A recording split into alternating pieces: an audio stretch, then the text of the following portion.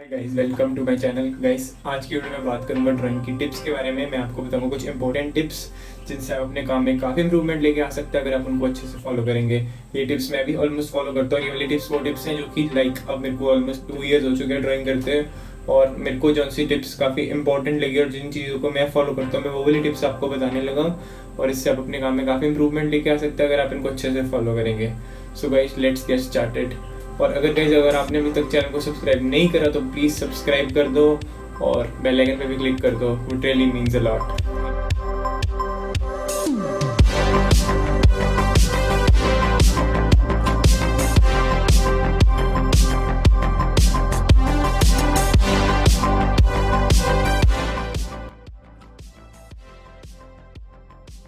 So guys, tip number 1, सबसे पहला tip है मेरा स्केचिंग के ऊपर। मतलब कि जो हम बेसिक स्केच बनाते हैं किसी भी पोर्ट्रेट का हो गया, 3D ड्राइंग का हो गया, या कोई भी ले लो आप, किसी भी टाइप की भी ड्राइंग का जो बेसिक स्केच है ड्राइंग का, मैं उसके बारे में बात कर रहा हूँ। मेथड जौन सा मर्जी फॉलो करो, चाहे आप ग्रिड मेथड से बनाओ, चाहे आप फ्री हैंड से बनाओ, जौन सा मर्जी मेथड बनाओ, आप थोड़ी चीज़ों को फॉलो करो जब भी आप सिर्फ बेसिक स्केच बनाते हो अपनी ड्राइंग का। फर्स्ट है कि अगर आप पोर्ट्रेट बना रहे तो हमेशा प्रेफर करो, स्टार्ट करो आईज से, बिकॉज जो आईज होती है सबसे, मतलब आईज हो गया, नोज हो गया, माउथ हो गया, उनसे स्टार्ट करो, बिकॉज वो मेन फेस के एलिमेंट्स होते हैं। अगर वो थोड़े से भी खराब बन जाए ना तो फिर वो पोर्ट्रेट जो होता है वो हमको एकदम प्रॉपर नहीं लगेगा।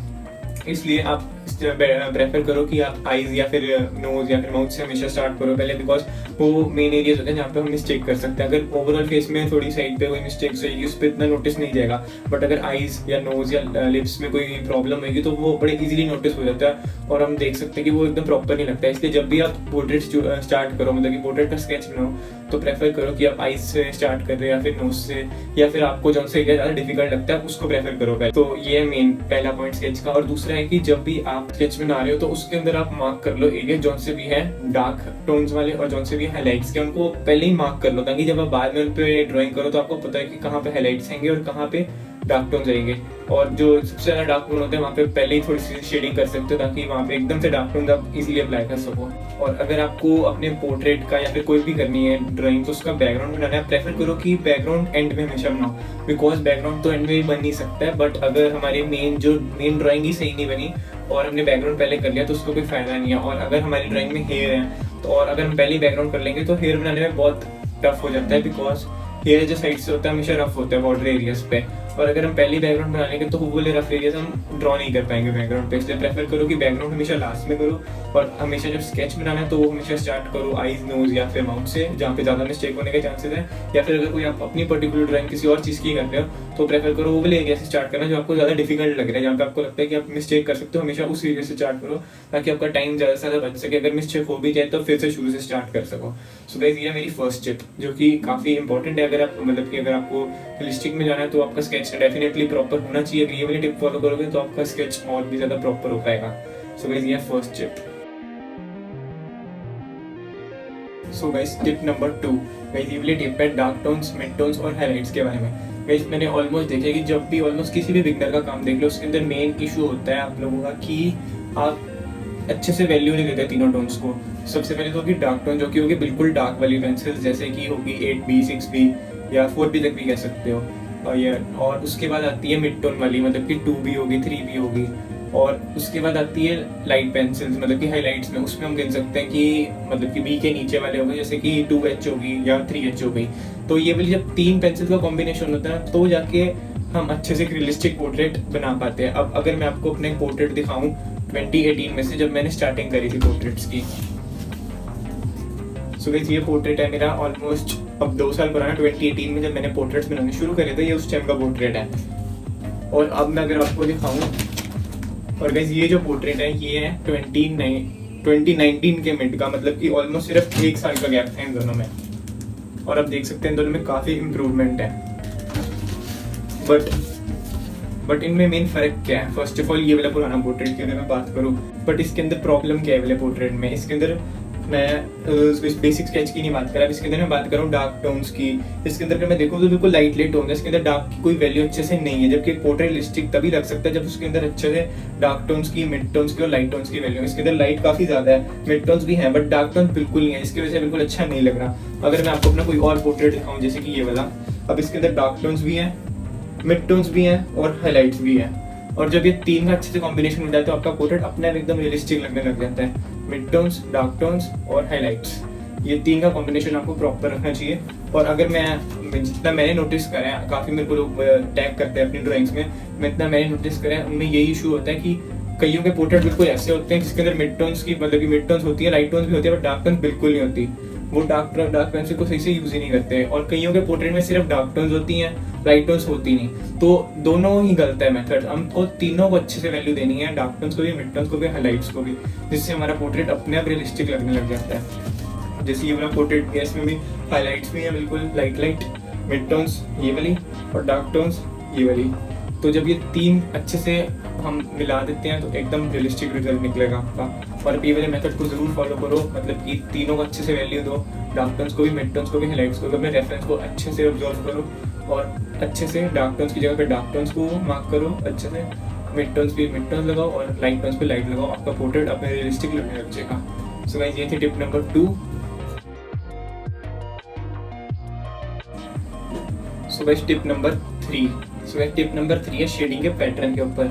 मैं आपको एक पैटर्न बताऊंगा। जब मैंने शुरू करे थे पोर्ट्रेट बनाना, मतलब कि जब मैं रियलिस्टिक नहीं बना पाता था, तो तब मैंने दूसरे आर्टिस्ट का काम ऑब्जर्व करा था और मैंने उनसे नोटिस करा कि वो पैटर्न कैसे अप्लाई करते हैं अपनी शेडिंग का। तो यहाँ पे सबसे पहले हम स्टार्ट लाइट शेडिंग से ही करते हैं। तो लाइट शेडिंग से मैं आपको बताऊंगा कि शेडिंग करने का सही मेथड क्या है। आप काफी पैटर्न से कर सकते हो, आप राउंड भी कर सकते हो या फिर आप सीधा लाइंस मार के भी कर सकते हो, उसको फिर बाद में ब्लेंड कर सकते हो। बट अगर रियलिस्टिक बनाना है तो एक थोड़ा सा पैटर्न के साथ जाना पड़ता है। और मैं आपको वाला पैटर्न बताऊंगा कि जो मैं फॉलो करता हूँ, और वो वाला अगर आप फॉलो करोगे तो डेफिनेटली आप काफी स्मूथ और रियलिस्टिक रिजल्ट लेके आ पाओगे। तो यहाँ पे मैं पेपर पहले यूज़ कर रहा हूँ कार्ट्रेज और पेंसिल यूज़ कर रहा हूँ 2H।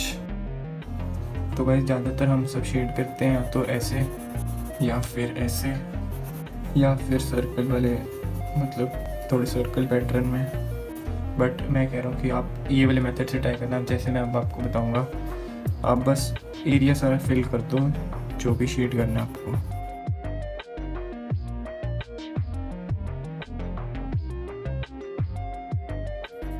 तो जैसे यहाँ पे मैंने सारा एरिया फिल कर दिया। अब इसके ऊपर अगर मैं ब्लेंड करूँगा, जैसे कि यहाँ पे अब मैं ब्लेंडिंग के लिए ईयरबड यूज़ कर रहा हूँ, तो बिल्कुल स्मूथ शेडिंग मिलेगी क्योंकि मैंने सारे वाइट एरियाज को कवर कर दिया था।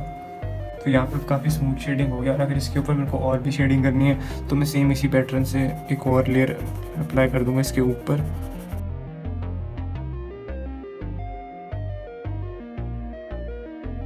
यहाँ पे हमने कोई भी वाइट एरियाज को बीच में नहीं छोड़ना। जितने भी यहाँ पे थोड़ा सा भी हमको वाइट एरिया दे रहा है उसको पहले ही कवर कर लेना हमने एक बार पेंसिल की लेयर लगा के,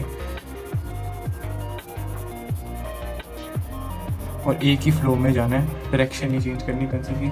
और इसके ऊपर जब मैं ब्लेंड करूँगा तो एकदम स्मूथ शेडिंग होएगी। आप देख सकते हैं बिल्कुल स्मूथ शेडिंग हो चुकी है यहाँ के। जबकि ये वाले मेथड में इशू क्या है कि यहाँ पे वाइट एरियाज काफ़ी ज़्यादा बीच में भी रहते हैं। अगर बीच में वाइट एरियाज रहेगी तो इतनी स्मूथ शेडिंग नहीं हो पाएगी, हमको बीच में लाइंस नज़र आएंगी। पर अगर हम एक ही फ्लो में करेंगे तो हमको बिल्कुल स्मूथ शेडिंग मिलेगी। तो ये वाले मेथड एक बार आप ट्राई करके देखो, इससे आप काफ़ी स्मूथ शेडिंग कर पाओगे। पैटर्न में एक ही पैटर्न में सीधे एरिया को कवर करते हुए जाओ।